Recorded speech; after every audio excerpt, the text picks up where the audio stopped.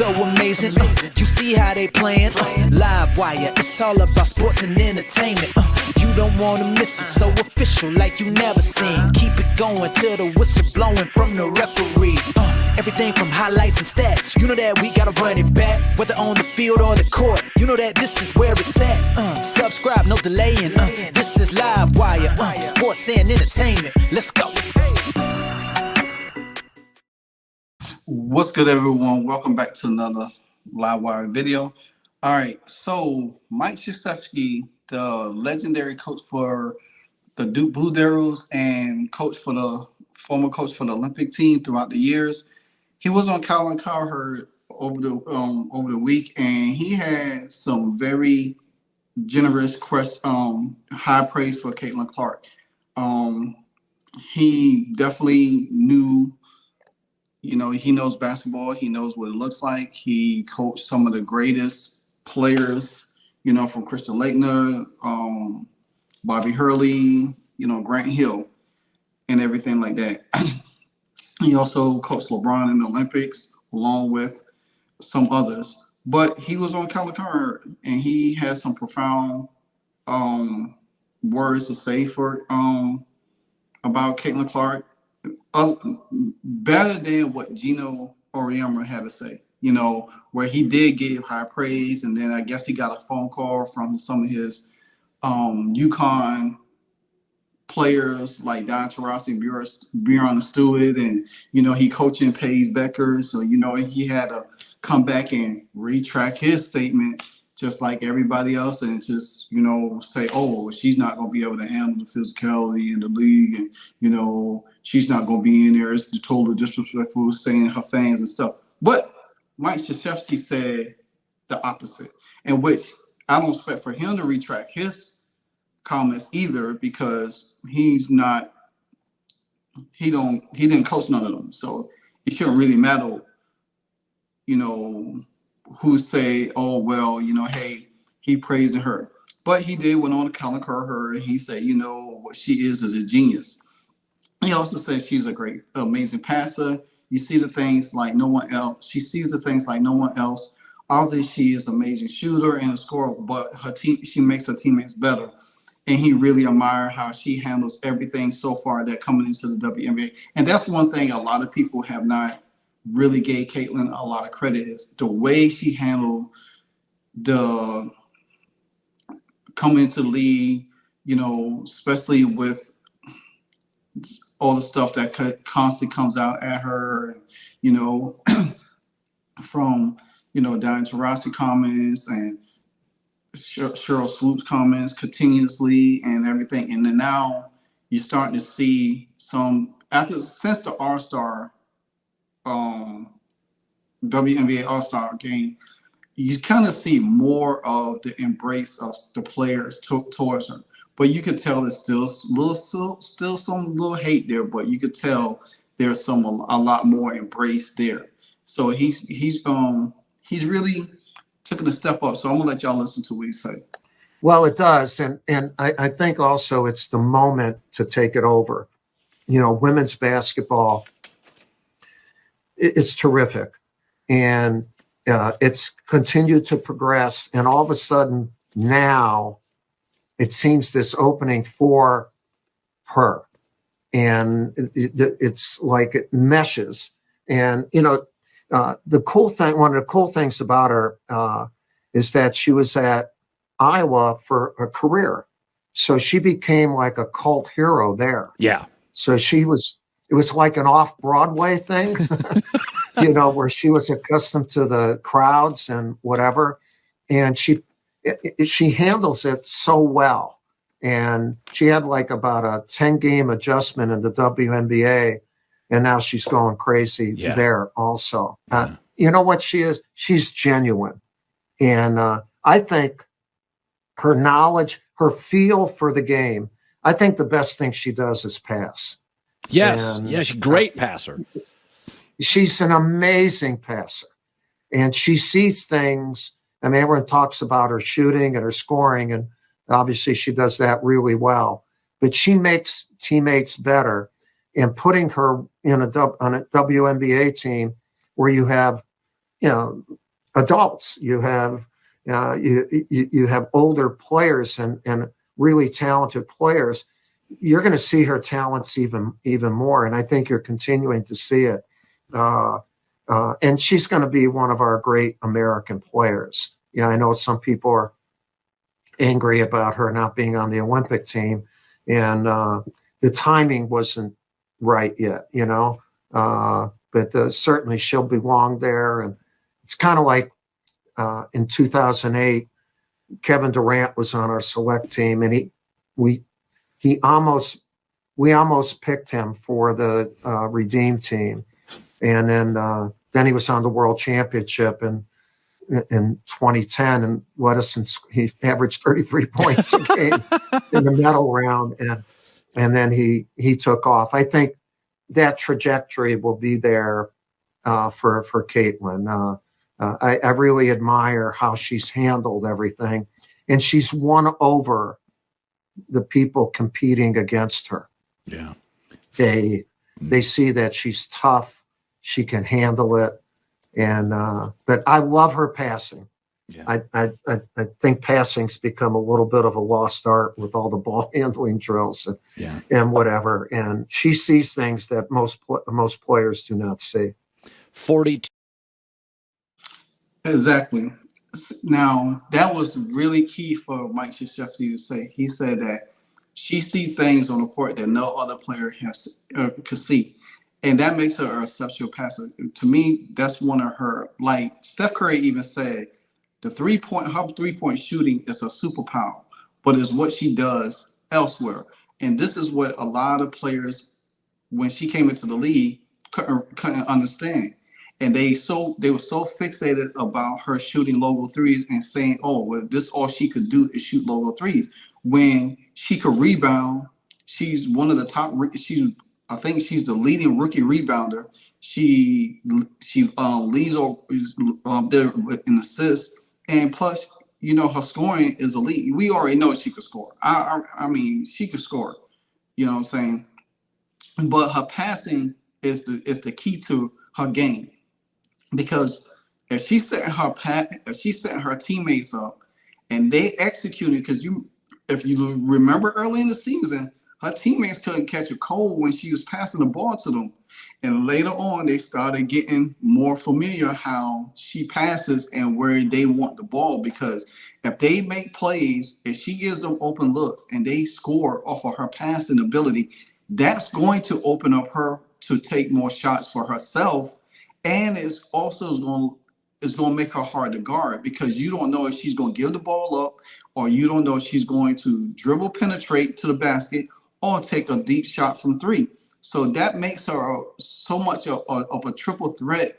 You could say a triple threat, because she rebounds and plays defense pretty decently. She's blocked shots, she rebounds, and she steals. So it makes her a complete package of a person. And this is where, when you talk to basketball heads do not understand the game of basketball. When you talk about a specific player, you look at a player, there is not hardly anybody in the league that really has an all-around grade. Somebody said on X, said that, well, Paige Beckers has an all-around grade.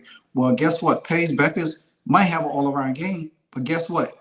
Paige Beckers can't pass like Caitlin.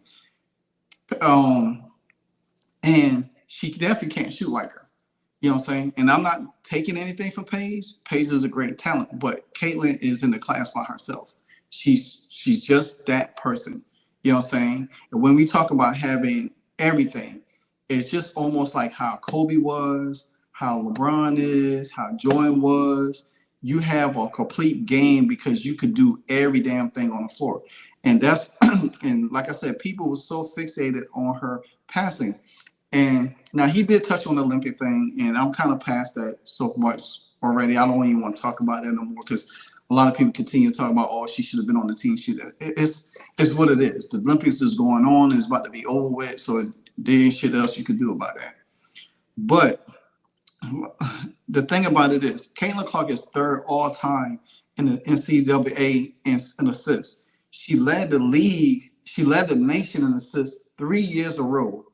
3 years in a row.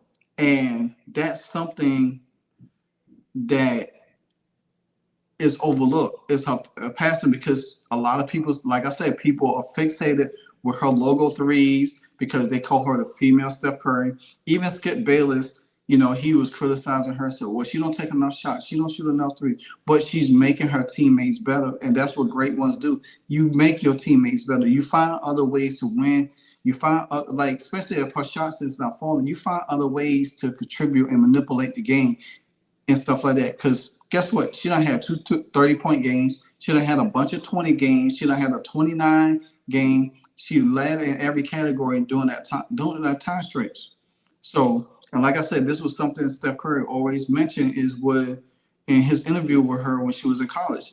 He said her shooting was like him, but he felt that to discredit the rest of her game because her passing and flow vision was on another level. And that's why I say he called her passing, her shooting threes and scoring is a superpower, because people get so locked in, they don't want, when you come out of college and you the number one person that has to be guarded 94 feet, there ain't no damn body in the WNBA is guarding somebody 94 feet. She's being guarded 94 feet. You know why? Because she's a threat.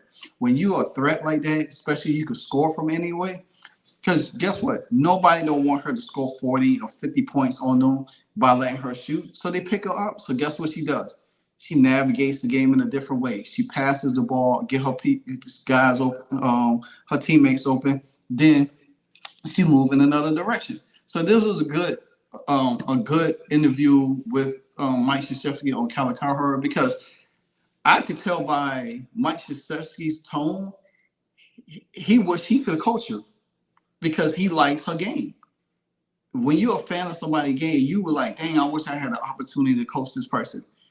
I mean, he's retired now and he's not going to coach no more, so he's never coming back. But you could just tell that he was like, man, if I only had a couple more years to coach, I would love to. He probably would have wanted to come to the WNBA just to coach her because of the talent that she is. She's special, man. She's the most influential athlete to date right now.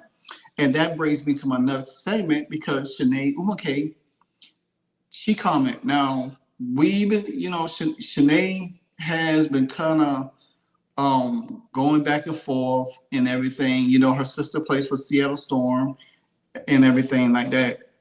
But she, throughout the year, she was going back and forth with, Caitlin Clark and an injury standpoint. But this interview that she did is going to tell you specifically that people pays attention to Caitlin Clark. They don't want to admit it, but you could tell they watch this girl game because they know this girl has the it factor. She's her. As they say, he's him, she's her. Take a listen. Caitlin Clark, when it comes to her impact, is absolutely true. She's the most impactful player that I've seen hit the scene, not even just in basketball, but in sports in a generation, for how she moves the needle, not only with viewership, but business, and that rising tide lifts all boats. And the reason why I say for a generation is because I have the lived experience. I played against Maya Moore. I played against Candace Parker. I, played against Diana Taurasi, particularly most of those in the WNBA. And I am my big sis in life, my mentor, not even when I talk about basketball, is Lisa Leslie. I know the greatness that the game has always had. But Caitlin Clark is bringing it to new heights, exponential heights, and it's bringing and ushering the moment that we have always been waiting for.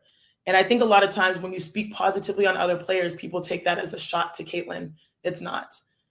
You have to celebrate those who are also advancing the game, but also recognize that Caitlin is doing things at light speed.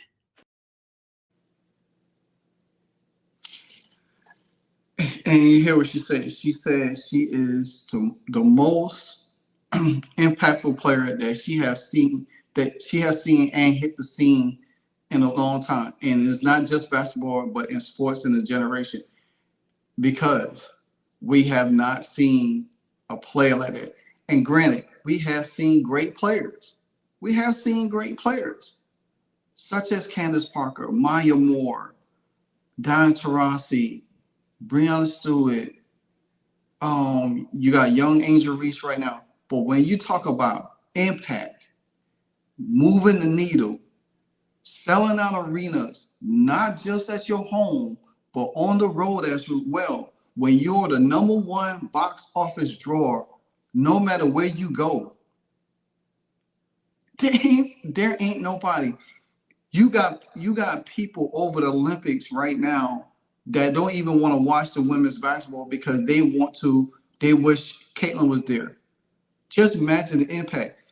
You seen the WNBA All-Star game. They peaked at 4.1 viewership and a total of 3 million viewership, something that they even had in a long time. So all the talent that the WNBA had, there was nobody that was more impactful than her. And you think about it,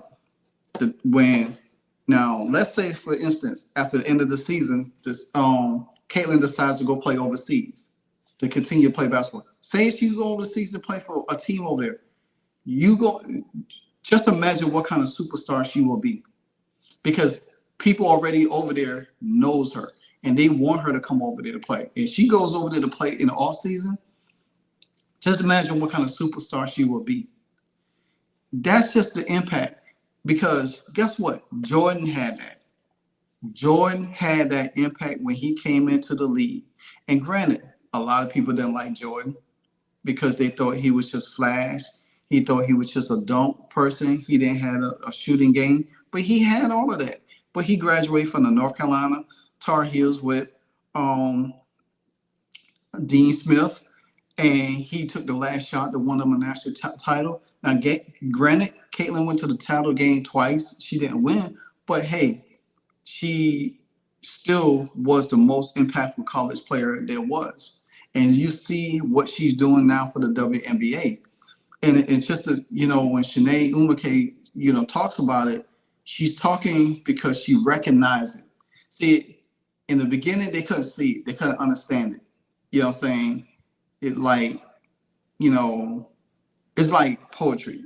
I won't say used to, but still, dibble down with here in poetry. And my wordsmith technique is really good. A lot of people compare me to Gil Scott-Heron because of my style. Now, I ain't nowhere on the level as him, but I got compared to that. Hell, I even got compared to Barry Gordy because I learned how to produce pretty good. So, I mean, you're going to get that comparison. But when you talk about global, there ain't no women's WNBA that is more global and more popular than Caitlin Clark right now. I was like LL Cool J would say, she's something like a phenomenon.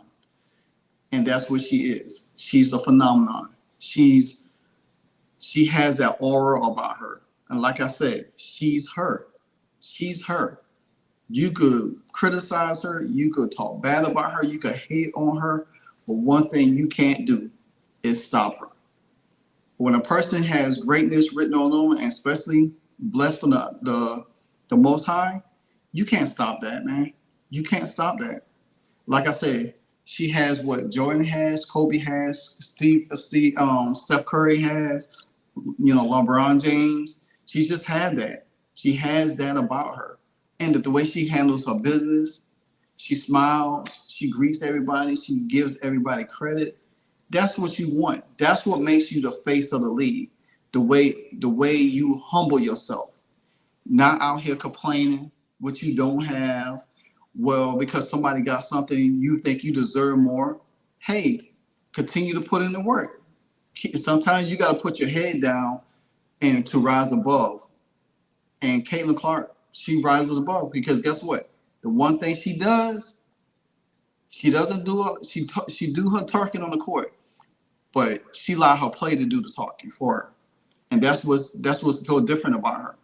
So y'all let me know what y'all think about Coach K's comments and Chiney Ogwumike comments. Now, we all know Chiney works for ESPN. We don't want to have to hear her come back 2 days later and say, oh, I didn't mean it that way. But what she's saying is factual and true because Caitlin is the most impact player that we have seen in women's sports in a long time.